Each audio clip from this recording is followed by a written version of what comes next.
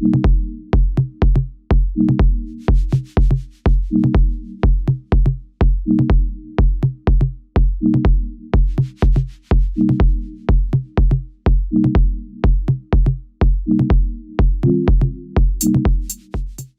you for having me. I'm going to first talk a little bit about myself. This is me. This is what I have been doing over the past few years, taking pictures of nature and the environment in Central Africa, here over Nyungwe Forest. Prior to that, I'm a biologist by training, and I worked about a decade in Gabon, doing research on butterflies of Gabon and the surrounding areas. We did a similar study in Nyungwe Forests, and I'm also a keen birder. And I've published a few books on these matters. The first one was on the butterflies of Gabon, published in 2010. I then left Gabon to come back to Rwanda to work on the book on birds of Rwanda. And then a few others followed on Odzala, and then last year on Salonga National Park.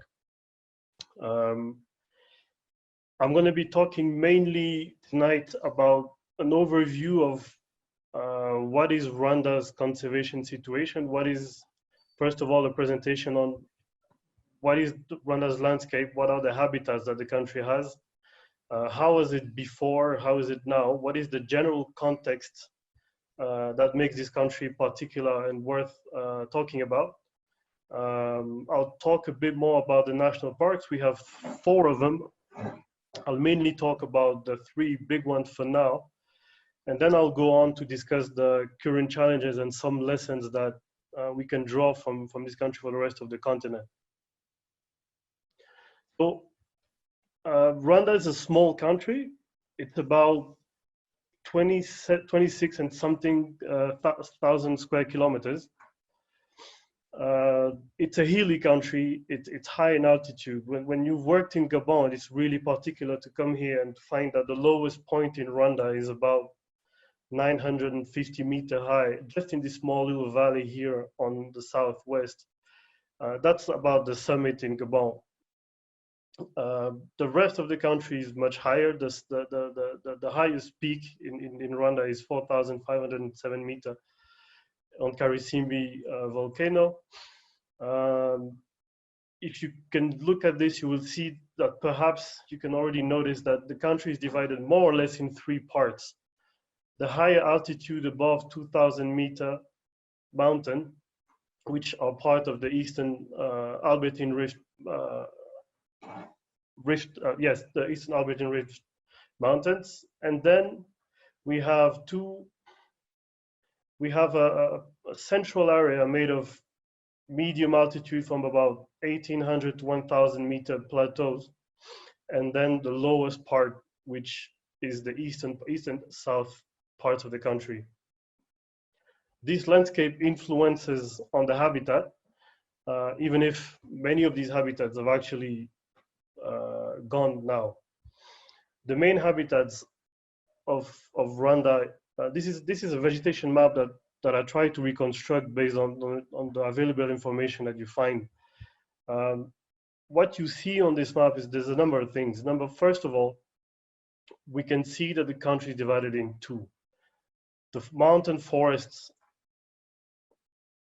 on the western part of the country, and then a savanna woodland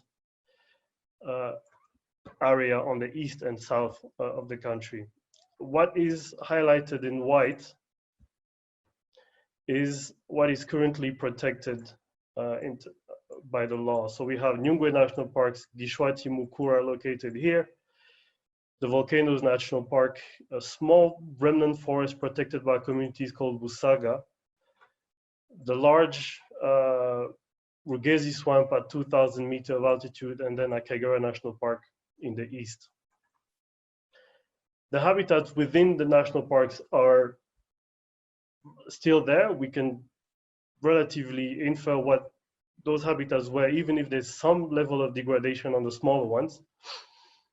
The habitats outside of these white boundaries have unfortunately been converted to agriculture by at least 95%, sometimes 99%. It is therefore very difficult to actually reconstruct the environment of most of Rwanda, particularly because this conversion has been quite ancient. For the forest of the western parts, most of it was already cleared by early 19th century. The last remnant Gishwati was cleared in the 80s, but most of the rest of the mountain range was devoid of forest already at the early of the century. There was traces that indicated connection between these forest blocks here and on this western part of Nyungwe, still in the 60s and the 70s, but that was cleared really fast. I will go, if you look at the rest of this vegetation, unfortunately, we have lost information on a number of particular habitats for Rwanda. In the southeast, there were some types of mountain forests, sub-mountain forests, located within the moist southeastern savannas of the country. These were cut roughly in the 70s. And we have a few photos left. We knew about a few birds that existed there, but it is, unfortunately, that habitat was gone from Rwanda, and we don't really know what the equivalent is in the neighboring countries. We see in yellow at the extreme east, southeast, what was probably the northernmost point of Miombo-like woodlands. We don't have Miombo in Rwanda. We don't have Brachystegia trees either, but we have these Pericopsis savannas that used to come just across the border by a few kilometers, but it doesn't exist anymore either. Fortunately, that habitat is still quite widespread across in Tanzania. So I'm going to go a bit about the majority of the central Rwanda that was transformed slowly over the decades and centuries. Until the 80s, it was still quite a majority of grasslands. Cattle breeding was the #1 activity in many of these parts.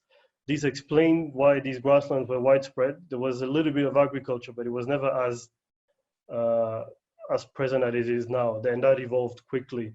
This is the picture on the left is an image of the hills around Kigali before the 1990, probably somewhere around the 70s. And the picture on the right is about 50 kilometers from Nyungwe Forest on the eastern part, sorry, close to Gikongoro. Today, that is all cultivated, and the grasslands have disappeared. These are other pictures of ancient habitats that are now gone. We see on on the right, what was the habitat on the river that flew from Lake Kivu to Burundi on the Ruzizi Valley. This was early 70s, and unfortunately that was converted to charcoal about that time, both on this side and on the Congo side. It was interesting woodland. It had some endemic butterflies in there, at least one that was described from that valley. On the picture on the left, we see what was the landscape in the northeast of Rwanda, on what is outside of today's Akagera National Park, with extensive grasslands. This is a picture of that area that I mentioned in the southeast, with interesting forest formation that we could see some remnants on the base of the hills. It had pterigota trees, if people are familiar with it, which grew quite tall. Today, we still have some remnants of that tree. There's a few individuals we see. I've seen like between 5 to 10 that reaches about 40. These are massive trees. but they're scattered one every kilometer of some sort. The next picture will be a picture of the same area that shows how the habitat transformation has happened in that area. It's quite impressive to see the change. Now, as impressive as this is, we are not seeing this well on this image, but there still is a huge papyrus swamp, and on the right of the image, it goes south, and it turns into quite a pristine and untouched moist papyrus swamp that is quite interesting and so far untouched at the moment. Now, today the country has really developed into agriculture. We see this is the outskirts of Kigali. Urbanization has developed, has gained more spaces. We see the swamp is completely managed by agriculture. It's been replanted on the edges with bamboo for pole production and for soil stabilization. This habitat that we see here is what now is most of rural Rwanda. There is almost no native species of plants left in there. There's still quite a number of birds, but not that many.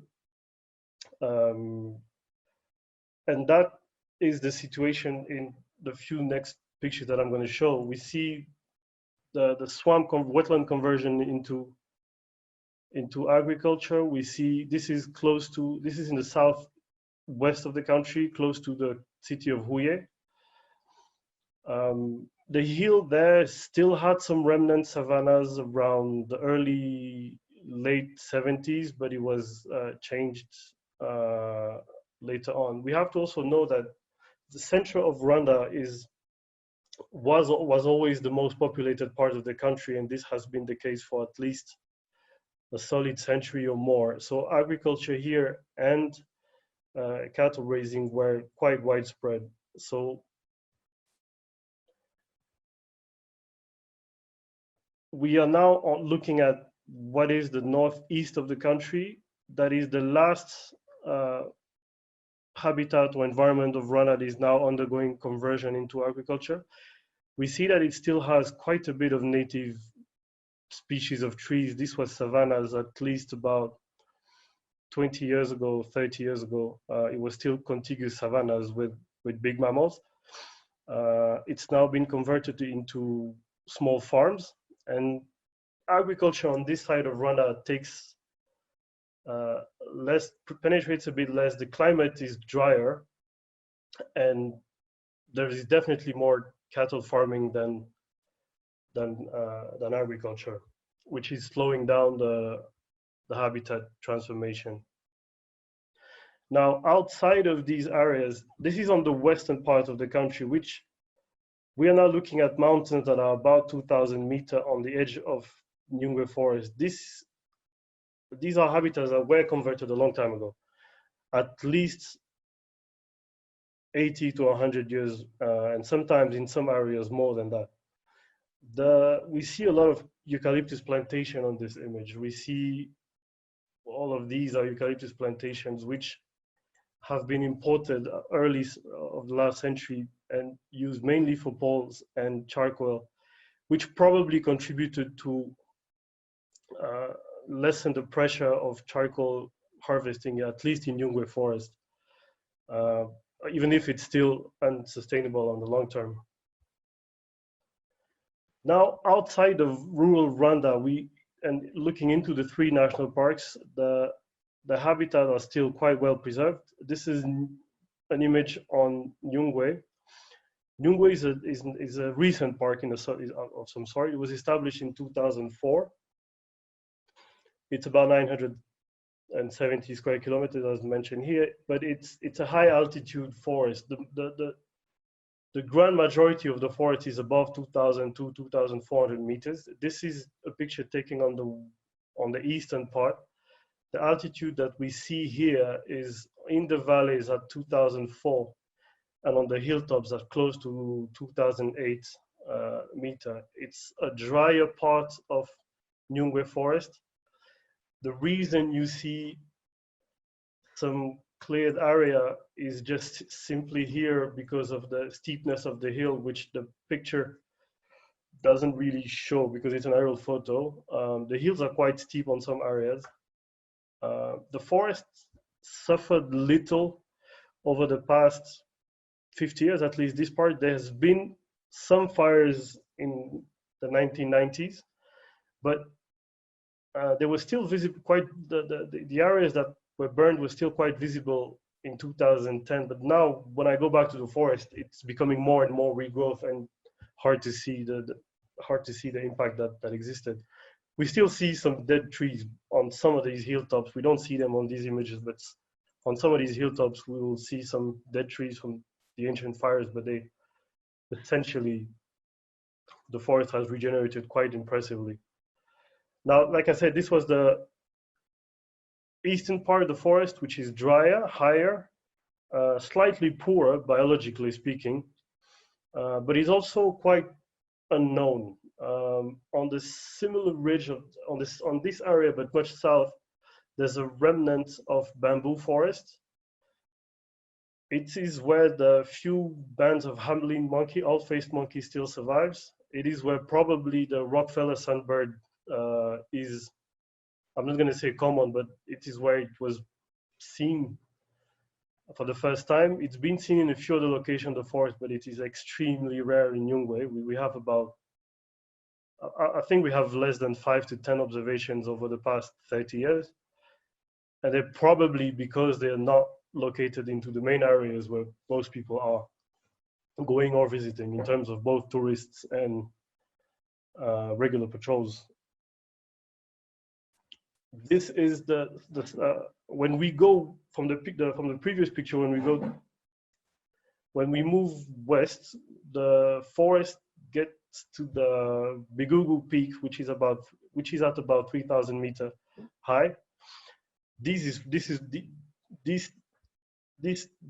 edges of the hills are really steep. No forest grows on there. When we see some high altitude heath formations on the crest with the typical aspects and color, the Bigugu Peak actually shows the limit between the two sides of the forest, the eastern high side that is dry and high, and then the western side that goes lower, that is much more humid and quite richer, which is what we're going to see on the next image. We are looking at Weghe here, which is about a few kilometers away from the 3,000 meter summit. The ridge is at about 2,400, and these valleys down here at the very bottom is about 1,800, so which is much lower. The forest here is much taller than in some other areas of the forest. The trees are massive. The mahoganies in these valleys, we don't see them from this image, but in these valleys, the mahoganies many of them are well above 50 meters. We see some great formations of close canopy parinari trees on the crest that are absolutely spectacular and gorgeous to visit and walk through. This is the area of the forest that is most developed for tourism. There's about 10 trails in this mountain whole area, and they all start from about that point and come down the hills in various ways and go back up. Nyungwe Forest is a really truly spectacular forest. It's very different in some areas. This is on the southern part of the forest. It is where the forest gets to the lowest point in altitude, about 1650.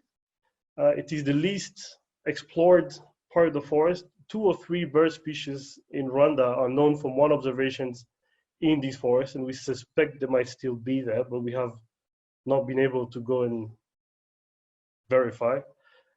These are typical members of the lowland forest, which are here really marginal. We're talking about the brown brown Eladopsis and red-eyed puffback, which are extremely common elsewhere, but in Rwanda are extreme at the limit of their altitudinal range. Some of the things that are really special about Nyungwe Forest are the differences between the valleys in terms of biodiversity. Here is a picture of Caraxes, a subspecies of Caraxes fournieri that is endemic to Nyungwe Forest. We've searched for it during our study for about 2 years, and we only ever found it relatively common, but it's a high canopy insect, but only in this valley. And it's not found anywhere else on the continent. We know fournieri from Eastern Congo, it's a different butterfly.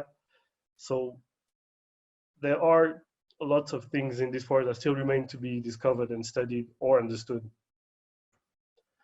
The forest is really well known for its birding. We have, I really think it's the maybe the best area to do some great birding on the Albertine Rift endemics. We have between 27 and 30, depending on who you ask and on who considers what a species. I like to use the number 30, so we are sure, but okay, that may change in the next future. A few of these are extremely rare birds, obviously, and for that reason they are not pictured here. The Rockefeller sunbird, the Chelle's crimson wing, and the Congo Bay owl are still the unicorns that we are trying to find in this forest without success so far.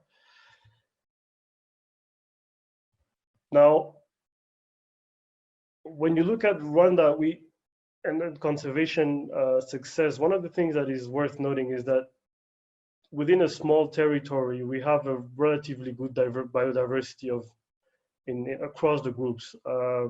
Primates are doing relatively great. We have here, I only pictured about 12 or 13 of them.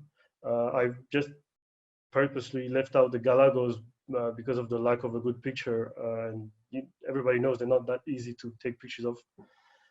We have all the members of our primates are here. We have a great and interesting fact with the blue monkey and the golden monkey being close members of the same superspecies, present in very close contact.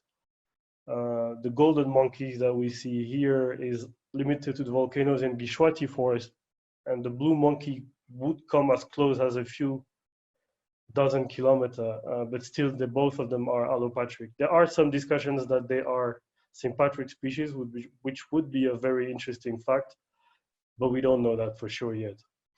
All of the monkeys are doing great in Rwanda, except two. The owl-faced monkey here is only, it's almost an extraliminal species here. It survives in the bamboo forest of Nyungwe Forest, which dates from a time when Nyungwe was probably connected to the Itombwe mountain.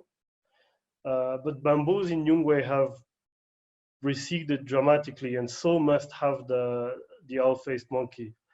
But I'm not fully sure of that. We have an interesting situation in Rwanda where the owl-faced monkey is very rare in Nyungwe. We have about 2 or 3 groups, I believe, but the lowest monkey is extremely common everywhere. I remember going to Kauzi Biega and seeing the opposite situation, and also noting the bamboos in Kauzi, just a few dozen kilometers, but on the other side of the Albertine Rift, the bamboo were much more widespread, which would explain the reason why the owl-faced monkey is really a monkey of the western Albertine Rift, while the lowest monkey is more on the east. But it will be interesting to see how they interact in the field in the same forest. The Ascanius monkeys are called white nose or red tail, depending on the books, is not doing too great. It's really a monkey of the altitudes below 2000 and which, unfortunately, the habitats below 2000 and 1800 are really not forested anymore. It still survives in Nyungwe Forest in the western part. There's probably a number of groups in there, but I'm not quite sure about the numbers. It is definitely not the most widespread Nyungwe, far from it. All the others are doing relatively fine. Now, on to the Volcanoes National Park in the north, where we have the last types of, I would say, forest or mountain formation of habitat that really exist above a line of about 3,000 and a few up, where we have the subalpine vegetation with senecio and other types of vegetation that we see a lot on the high mountains of East Africa. The Volcano National Parks is the most ancient national parks in Rwanda, I believe. I may confuse it with Akagera, but it's an old park. It was already created back in the days to protect the mountain gorillas, but the process and policies have generated a number of challenges throughout. Its history has always been tumultuous. It's bordering a very high density population. I believe some of the highest density on the continent, and that has had pressure on the park for more than 50 or 60 years. Already when the park was created, the king of Rwanda at the time didn't want to hear about the creation of the park and pushed peasants and cattle farmers to invade the park. In fact, a lot of the vegetation that we see here, that is well known as the Nyungwe Forest in between the saddle where Diane Fossey had her camp, roughly about there, looks magnificent today with trees that are well over a few hundred years, but it's probable that that habitat was intensely grazed by cows not too long ago, and that only haginias were growing there. The Volcanoes National Park is we can see how the delimitation of the park indicates the population pressure and the problem with park demarcation. The density is really, really, really high, but the Volcanoes National Park is also quite successful in terms of tourism. The communities around the parks benefit quite a bit from gorilla tourism, and that has allowed for what could possibly be a first in Africa. I don't know, it would be good to do some research on that, but the park is set to re-gazette the limits and add at least between 5,000 to 6,000 hectares. That's what I was told. So this is only being made possible because of the success of tourism and the economical return to the population, the communities, and to Rwanda in general. Now, this was also a great necessity because as much as it's we see from the slide before, it's about 160 square kilometer. Maybe a bit less if we look really carefully. The density for gorillas is already quite high. Gorillas don't climb really high some of these mountains. They really occupy areas on the edges of the volcanoes, on the edges of the big peak and below. Already before, when the first delimitation of the park removed a significant part in the late 70s, early 80s, gorillas being forced to move up a bit more created quite a bit of problem for them. They seem to be quite adapted to that now, particularly since climate seems to have also changed and is a bit warmer than what it was at the time. But all of that showed that it became a necessity to really make the park a bit bigger, which is going to happen hopefully in the next few years, possibly sooner. Now, one of the key factors for making possible some of this regazetting of the park has been something that happened in Rwanda that was created in 2004, 2005, I believe it was 2005, which was to use a traditional ceremony in Rwanda named Kwita Izina, which is the traditional naming ceremony of a newborn infant, and to repurpose that ceremony to give names to all the new baby gorillas that were born within a year.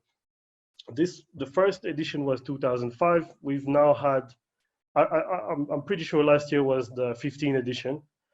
These were all the photos of last year. I was fortunate and privileged enough to go and take those photos. And it is then that you truly realize how the potential of transforming a local custom and looking into a local tradition to innovate and produce homegrown solution can really be a huge beneficial factor for conservation. The Kwitizina now is ingrained in Rwanda's culture. It is a national tradition. The ceremony itself happens as a huge party with adjacent events. It is attended by the president. Most of the time, it's attended by celebrities who come to name a gorilla. It is attended by thousands of people from the surrounding communities. And it has become something that you cannot miss nowadays. The impact is truly massive. When I walked on the volcanoes, when I hiked every family group last year, I was walking often with different trackers or different guides and passing through different sides of the communities, and everybody's well aware of the gorillas. The names that the gorillas have acquired over the years have participated greatly in making them closer to humans in the area. People know stories of individual gorillas. People joke about particular characters. To be honest, the story told by the trackers over the 6 weeks that it took me to hike were as exciting as actually climbing to be with the groups. Some of the stories were truly funny or interesting or touching. The ceremony has allowed for quite a bit of empathy to be created towards the gorilla for Rwandans, and today I would be really surprised if a poacher was ever to kill a gorilla. I think he would have the entire country against him, and that is truly a conservation success that could be emulated or could show some lead for other solutions on the continent. It may not be that we have to rename every animal that is born, but looking into homegrown solution and local traditions can really be very helpful. Now, Akagera National Park on the east is about 120 kilometers in a straight line from the volcanoes, so that's really short, and the contrast is immense. You go from high altitude cold mountains at about 2,000, that start at 2006, that ends up at 4,000 meters, and you're immediately into dry land savannas that a lot of people are more accustomed to. However, Akagera is also it's a mountain park. Sorry, it's a hilly park, so it's quite rich in terms of landscapes, and we're going to see in the next few slides that it has really a wide variety of habitat. These are the summits of the park, which are at about, the summit is at 1,800 meters. These are grassland area. These are actually the last and protected, relatively moist grasslands in the country. These are important grounds for mammal densities in dry season and after dry seasons. On the eastern side of the main mountain ridges that run throughout Akagera from north to south, we have more woodland savannas. It's definitely more wooded. It's acacia type. It's quite varied. In the north, it's a bit more open. Here we are on the last lake in the north, Lake Rwanyakizinga, and it's relatively more open, with the exceptions of these dry forest formations on the hills. But in the southern part of the park, we have quite big and all the riparian acacia vegetation, sometimes with massive fig trees, that are somewhat reminiscent of a transition from woodland to to to more closed for dry forest along the lake edges. Behind these acacia formations, we have some. It's real thorn bush, really. It looks really green now on this image, but it can be quite dry and orange at the right season. It's perfect habitat for black rhinos, which in fact is pretty much where they prefer to stay most of the time. And then the eastern border of the park is the extensive wetland of the Akagera River, which flows into the Lake Victoria and then later on the Nile River. These are very large swamps and quite dynamic and changing. About in the 1850s, this huge swamp that we see from here to all the way to those hills and all the way north. Roughly about in 1850, the whole area was a big lake. It was a massive lake that started to fill up as the forest in the west started to be cut and as erosion started to fill up the water with sediment. So, and that is still a process that is ongoing now, and the wetland is constantly changing. It's probably going to be extremely different easily between 15 to 20 years from now. It is home to the shoebill, which is one of the most peculiar birds on the continent, but we don't really know what the density the bird,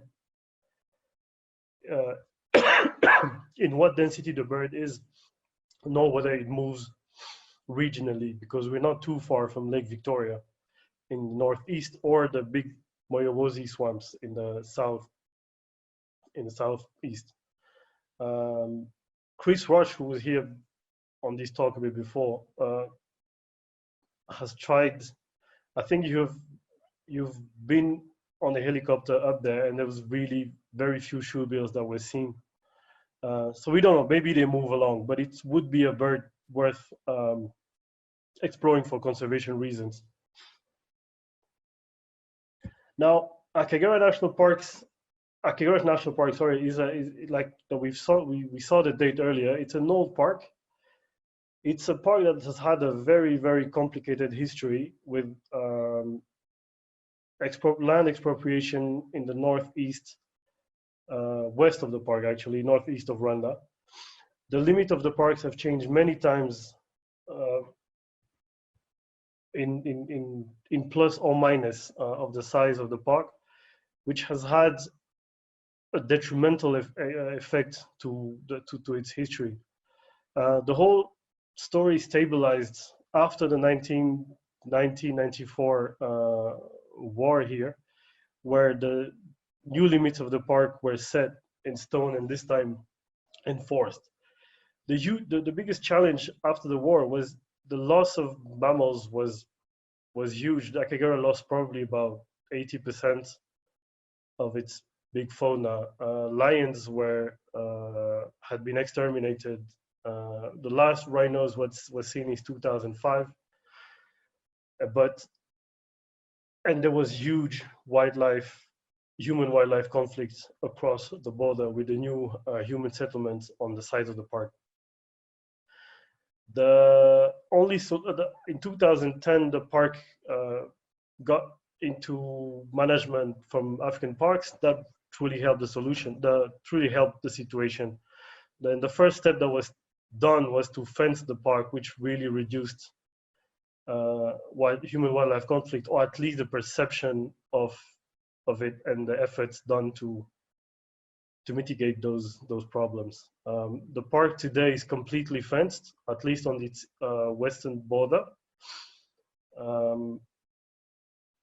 It is quite well developed in terms of infrastructure. It has LoRa antenna for wildlife monitoring and law enforcement purposes.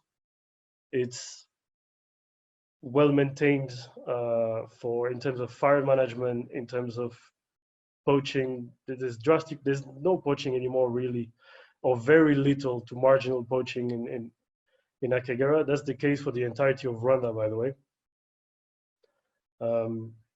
And tourism since has really boomed. I think the revenues generated last year up to January was about $2.5 million, which represented a growth of about 1,200% since 2010, which is massive, really. Akagera has had a very long story of introduction and reintroductions of large mammals. The rhinos were first introduced in the 1950s upon old stories unconfirmed that the rhinos were there before, although we have lost tracks of those stories. They were definitely present just across the border in Tanzania, but in Rwanda it was unconfirmed. Rhinos were introduced then and then actually grew to a healthy population of about 60 to 80. Can't quite remember the correct number, but unfortunately they were exterminated again after the war, as I mentioned a bit before. Elephants have had an interesting history in Akagera too, as the last elephant, the last truly native elephant from Akagera was killed somewhere in the 1940 or 50, somewhere there, and the park never had elephants anymore. However, there was a population in the southern sides of Rwanda, about 280, that created huge wildlife, a human wildlife conflict, and it became a problem.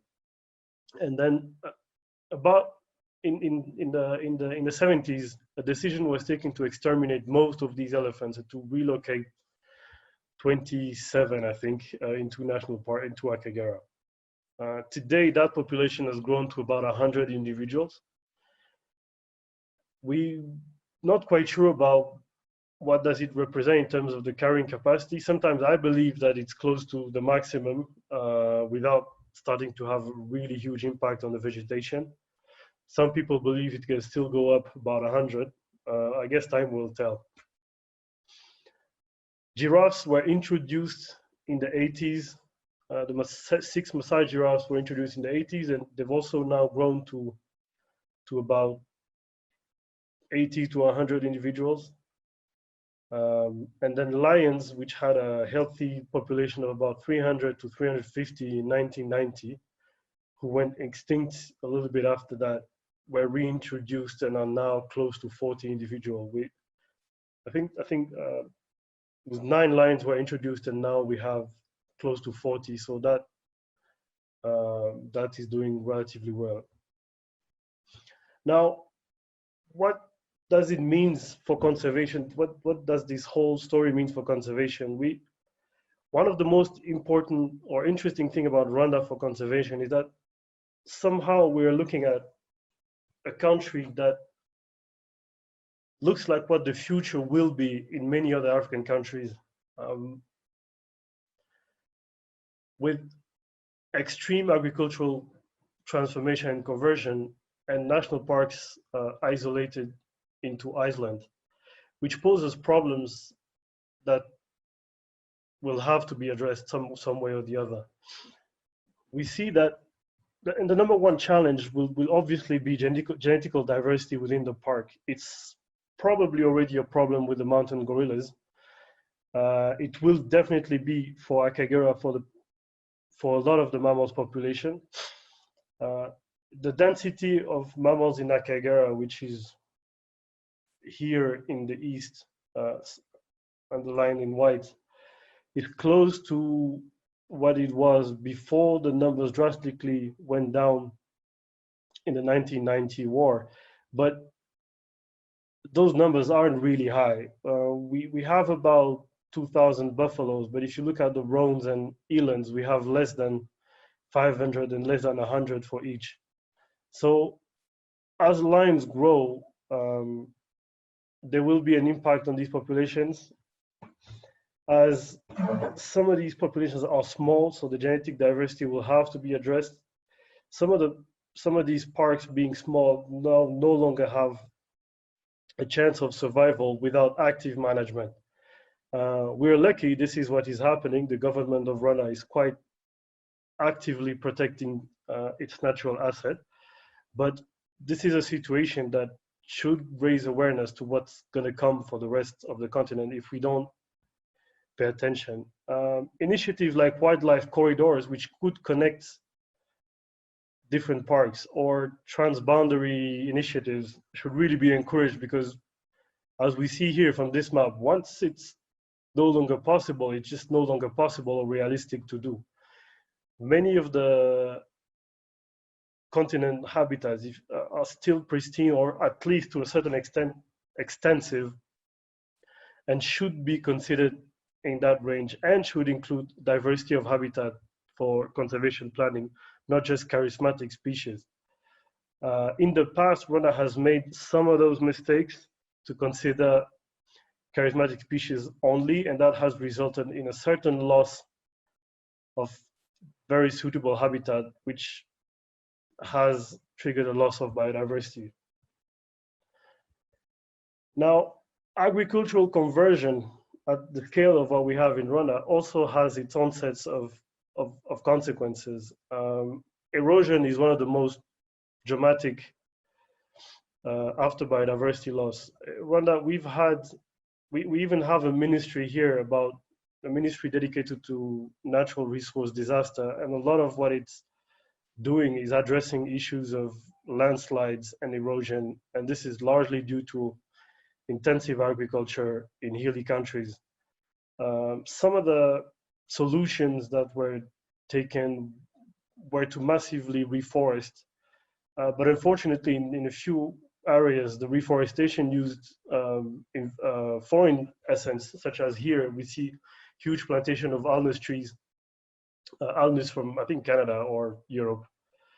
And the tree itself may have a lot of value in terms of producing poles or stabilizing soil, but unfortunately, it created, this tree and a few other species created what perhaps is the biggest danger for biodiversity and conservation in Rwanda, which is the issue of invasive species. Many of you are familiar with this flower here, the lantana, and we've seen how it works here, and it's really quite a calamity. The south of the country, and this is a picture taken from a helicopter with completely overgrown, with a completely overgrown patch of savanna with lantana, and and there is no solution to it that we are fully aware of. It represents an opportunity for innovation, but at the same time, it's a huge challenge. With the national parks being isolated into island with almost 100% vegetation conversion on each of these borders, that is actually the next big threat to all the parks. This vegetation will not respect the park boundaries and will invade the parks. It's already the case in Akagera with a huge lantana penetration in the southeast and southwest of the park, and they've recently started to address that, but it's going to be a long battle and an uphill battle with still no guarantees of ever being successful. Lantana is on the east and the south of the country. The volcanoes are threatened by alnus trees, by titonia flowers on, maybe perhaps in lower altitude, grevillea trees, Australian acacias, and a few others that are really taking root and penetrating. The good thing is, I recently heard that there's a big initiative it was pre-COVID, so it was delayed by the pandemic, obviously, and by the lack of, by the disruption of funding that the pandemic created. But there will be an initiative coming to massively uproot a lot of these trees within the national park limits. But it will be a perpetual battle until we fix the situation outside of the limit of the parks, which will be close to, I mean, which really will require some deep thinking and innovation. We, aside from the invasive species problem, Rwanda is also an opportunity to look at how do we think about conservation beyond just the large national parks. Um, even if the majority of the habitats in Rwanda has been transformed, there's still a few relictual pockets of native habitats, sometimes extremely disturbed, but well worth protecting for what they represent in terms of small islands of biodiversity. We see here on the top right image, a tiny patch of forest, which is the only patch of forest left from the southeast of Rwanda. It may seem completely insignificant when you look at it this like this in this scale, but it still is the only place for at least 40 or 50 bird species for the entire southeast of the country, and species that don't even exist in like Akagera National Parks, which is close to this area. We have here another forest on the top right of the screen, which is Busaga Forest, which was a sacred forest. It's really small, and it doesn't have a lot of touristic value, but it still has a good number of Albertine Rift endemic birds. It has anomalies still present in that small patch of forest, and there's a few other things that exist in that we don't really know. The forest was last intensively visited in the early 80s. And I'm currently planning on doing a few more visits to see what's in there, but I'm not quite sure of what to expect. Regardless, it's an important patch of forest to preserve. In the early 80s, actually, one of the rarest birds of this area, the Shelley's crimson wing, was still quite common within that small, tiny hill. The hill hasn't changed.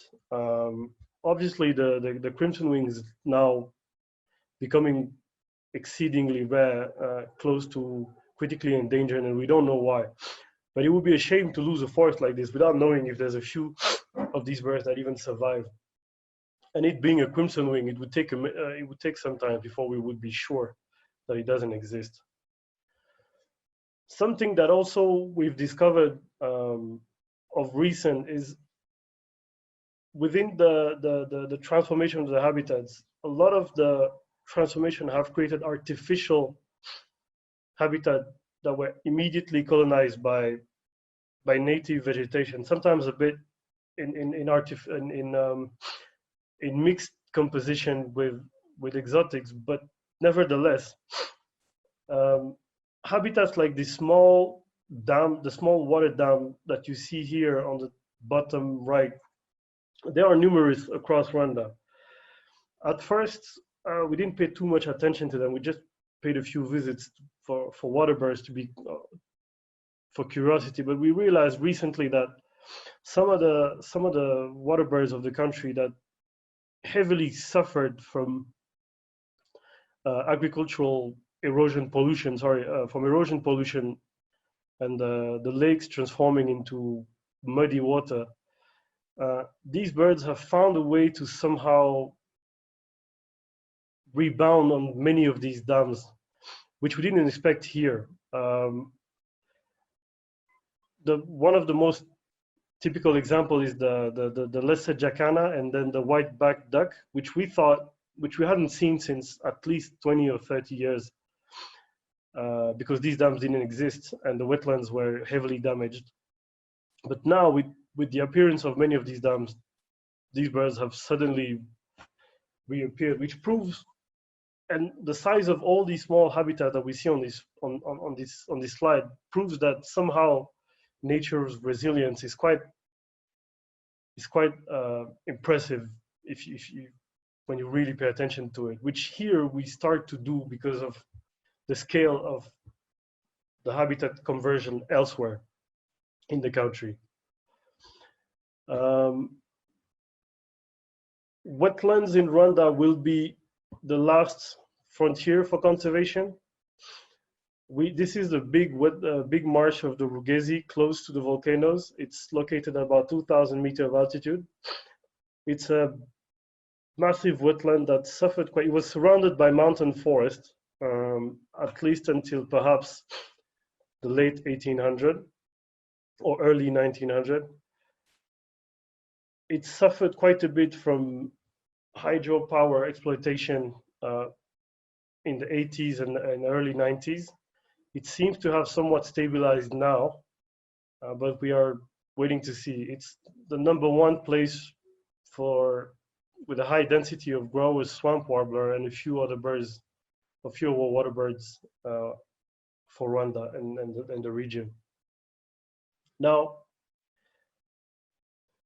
the last challenge that we are really seeing here in Rwanda, and this ends up my talk with the last of the lessons, is that in Rwanda we start to see the need to really move beyond the necessity to preserve charismatic mammals and only.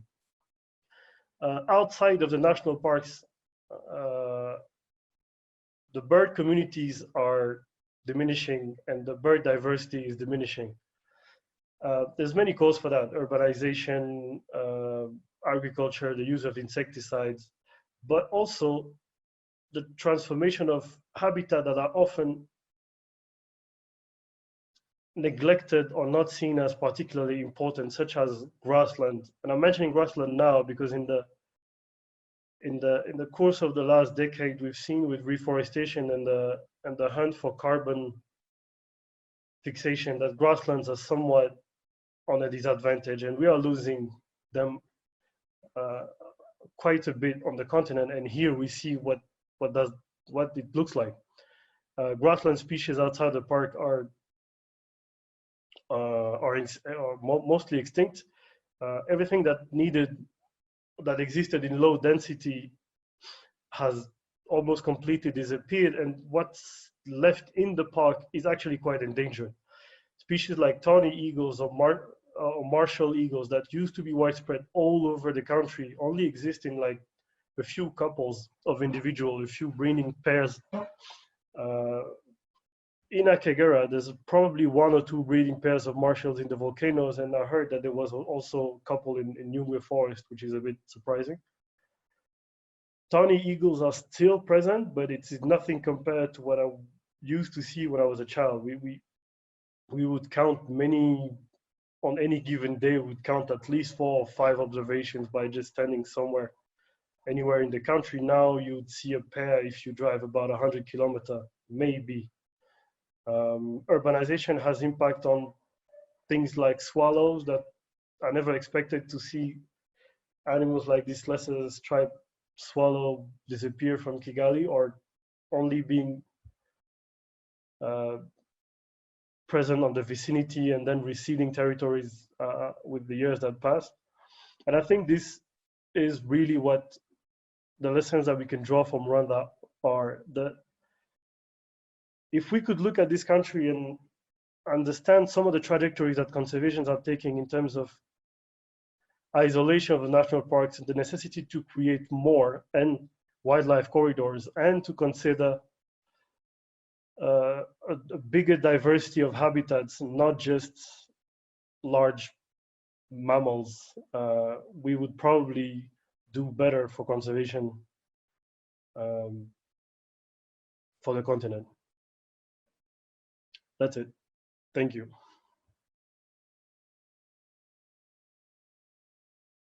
Wonderful talk, Gaël. I was so impressed.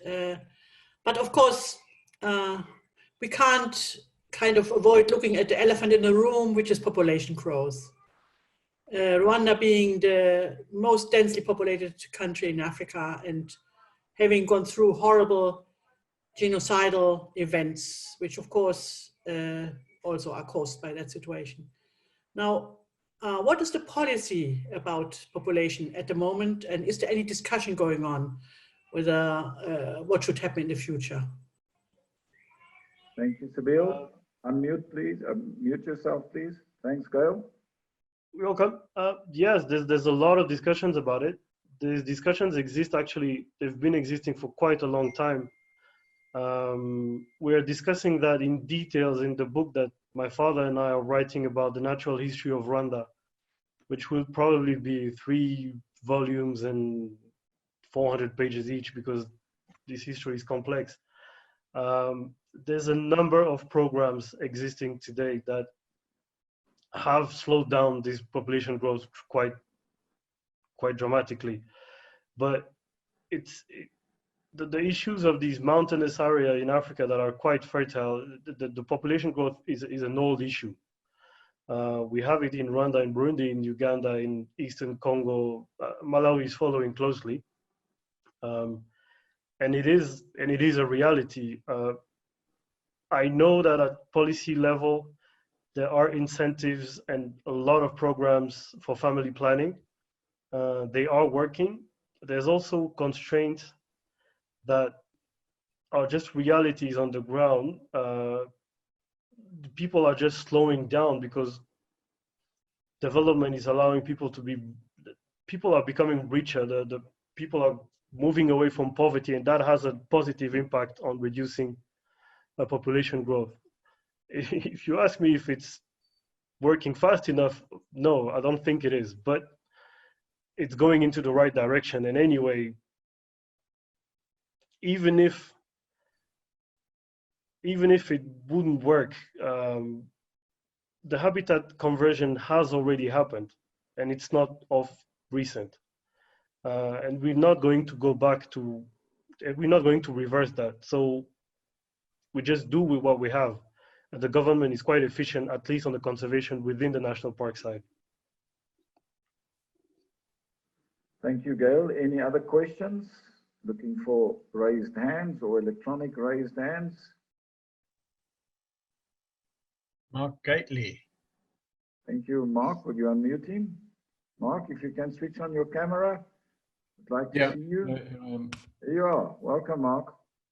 Thank you. And so first of all, Gaël, thanks very much. That was a really interesting presentation. I think as Chris mentioned briefly in the introduction, I moved to Rwanda about 4 or 5 months ago. So it's very, very interesting for me to see, to learn a lot more about the country in which I now live. I mean, a bit linked to Sibylla's question, you know, I work here for WCS. We've recently been working a lot with the government to look at things like reforestation, forest restoration outside of national parks, you know, particularly in that strip from kind of Nyungwe up towards Volcanoes. And I must say, in my limited so far interactions with the government, I kind of feel a sense of awareness of the, you know, the urgency of the situation, which you don't get in lots of African countries. And I'm, you know, I've been really impressed with what I've seen so far. I was wondering if you know, if that's something that you could speak a bit more about, if you know, you have some experience about that recently, and where you think that might go in the near future for Rwanda. I wish I knew. The reforesting and the rewilding initiatives, these are things that there were all the talks about the corridor that would link Nyungwe to Gishwati at some point. But for some reason, I always thought that was quite a bit unrealistic. Just in terms of population displacement, it's just gigantic. And I'm not quite sure it would actually have benefits. Considering time it takes to regrow habitats that we're actually not quite sure we know how they were, particularly because Nyungwe and Gishwati were somehow isolated.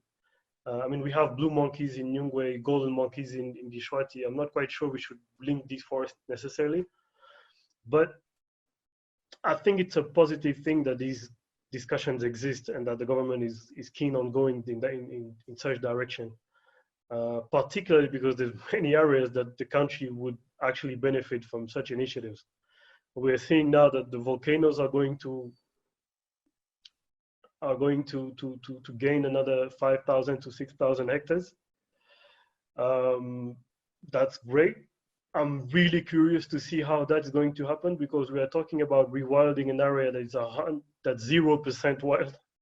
So that will be there will be huge lessons there, I think, for everyone. And then we'll see. These discussions will possibly lead to huge obstacles, but at the same time, innovations. And I think it will be exciting to see how it goes. Thank you, Gaël. Any other questions?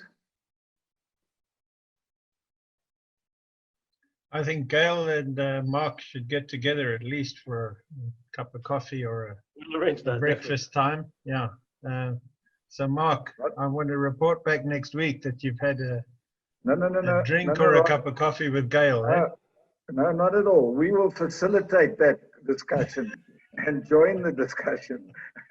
Chris Roche Anyway, also wants to come in. Chris? Chris, yeah, please. Thanks, Rod. Thanks, Chris. Thanks, Gaël. That was really cool.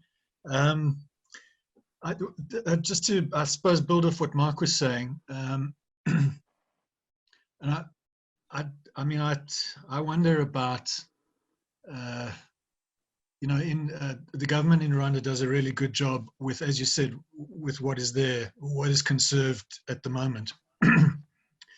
Taking it beyond the park edges is, as you pointed out, a real challenge. And one of the ways I think that you can do that is to so take, for example, well, the park expansion at Volcanoes, but also if you looked at community conservancies outside of a place like Akagera, if you stretch those out to the northwest towards the Mutara grasslands, that sort of thing. I mean, I wonder if there's something at a policy level that RDB could be looking at, or the REMA or the ministry, to incentivize that kind of transition or transformation. I agree with you. This is something that I've discussed with a few people already, because that's what I was looking at. It was either conservancies or ranching or community tourist development on the vicinity, or there's a lot of different ways to do it, but at the policy level, it doesn't exist yet. And I know for a fact that the allocation of areas and area usage, if that's the right term, is quite strict and a bit too strict with what is supposed to be nature and what not nature. So there's work to be done there. There's a lot of work to be done there. I think it's possible, but it will take some time. Because there is still that one area in the Mutara grasslands where there is a remnant impala population, I think, still. All along the park, from the south to the north and as far as Nyagatare, there are populations of impala, zebras, buffaloes, hippos. That's what I know, but hyenas, leopards in the south. So there's value in actually really thinking about, okay, we've done the fence to block and to show will to stop human-wildlife conflict, but now beyond the fence, what are we going to do? What are we going to do with all these animals that stay outside? And I think there's huge opportunities there, honestly. Thanks, Gaël. Chris, there's a question that came in from Lex Hess. He lost his sound on his computer. Yeah, he would like to know from Gaël whether he thinks there's potential to create some corridors in order to increase the protected areas. Gaël, please. Sorry, I didn't get that. To create what? Sorry, corridors. Corridors. That's what Mark is working on, and I think Gaël's partially answered it, but Gaël, go ahead. Yeah, all I know is that it's in the talks.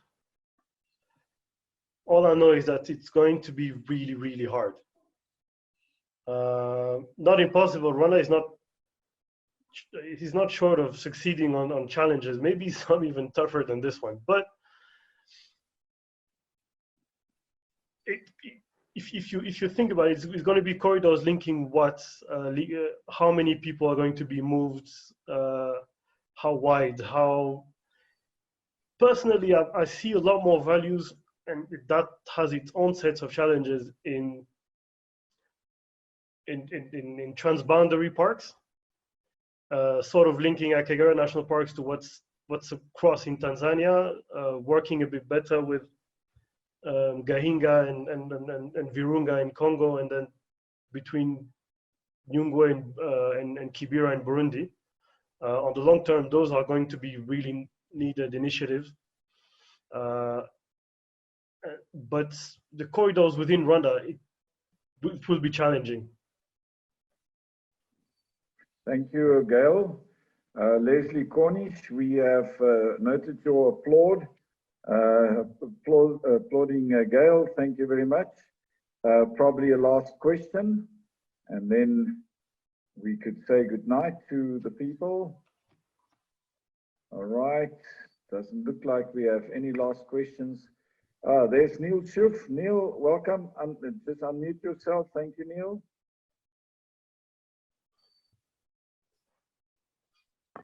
I'll just, Gaël, thanks. That was a fantastic talk. I'd just like to know, is there any community-based programs or initiatives for erosion control? Whether it's just education as far as erosion control is concerned, or actual programs of instituting methods to control erosion? There's a number of them. I'm not fully familiar with all of the initiatives. I know there are, I know the replanting and the reforesting are community cooperative based projects brought at large scale, but the communities are part of it. There are educations program around it, particularly because what the government is really trying to do is to avoid settlement on the most dangerous steep hills, because every year now we have a number of human casualties from erosion, direct human casualties. I'm not even talking about erosion and loss of soil, but the challenge is it has to go together with innovation within agriculture, which is the real big problem. It's the communities that can try as much as they want or learn as much as they can, but if agriculture doesn't follow, doesn't innovate, or doesn't completely change, at least in some areas, the problem will continue. Thank you. Thank you. That's the last question. I think Leslie Cornish, did you want to ask a question? If so, unmute yourself. Otherwise, we accept that you simply applauded Gaël. Okay. Neil, I just want to say before Leslie comes in, Neil, that was a great question, because just interrupt, because conservation is not just about animals and about people or about bush. Soil conservation is a really overlooked aspect of conservation. Thank you, Neil. Thank you. Leslie, please. Thank you. I just wanted to ask if there was any way that you could get the local people involved by trying to encourage them to leave, bits of vegetation or help plant indigenous vegetation back. So you wouldn't be trying to put back the whole forest, which is impossible, but as was said earlier, you would have maybe little bits which are better than nothing. Thank you, Leslie. Gaël? Yeah, actually, personally, I believe that that's the way forward for a huge part of what ways we could use to mitigate the loss of biodiversity outside of the parks, would be to actually go into that direction. If we could have a vegetation cover that is not 99.9% exotic, but let's say 60-90, 60-40 or 50-50, at least in the tree covers, not just the soil, but, and go into innovative solution for fences, like it's done in some parts of Europe actually, or in places that have had to deal with more than 200 years of complete environmental destruction, where they rely on fences. We are getting to that stage here. So using the communities for that will be the way forward. There will not be any other way forward than relying on the community to apply those solutions. It will require some research. It will require complex synergies between how do you call that, tree places that have nurseries, incentives from the government, participation from the co-ops. But I would say that the ground is there for all of that to actually start being seriously discussed. We're actually seeing the very encouraging signs of. 2 years ago, I visited Chris Forrest's first nursery close to Visate, but now have seen about 4 or 5 across the country, which I think is really great. And there starts to be a demand for more native plants. So there might actually be a point where we'll see a turning point, and that will have a really positive impact generally. It's not going to change everything back to complete wildlife, but it's going to really attenuate the loss of biodiversity.